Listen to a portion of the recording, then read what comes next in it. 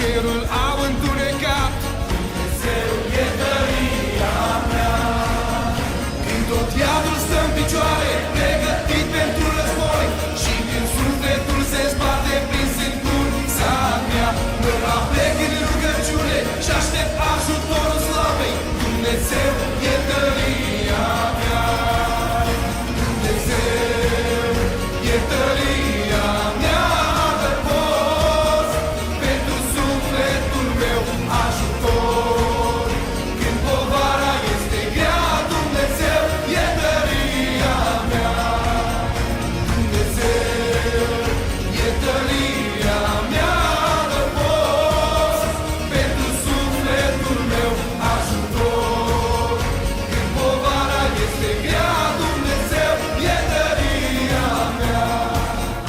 Dumnezeu are putere ca în cer și pe pământ. Dumnezeu e tăria mea. Tot ce în lume se întâmplă este scris și în cuvânt.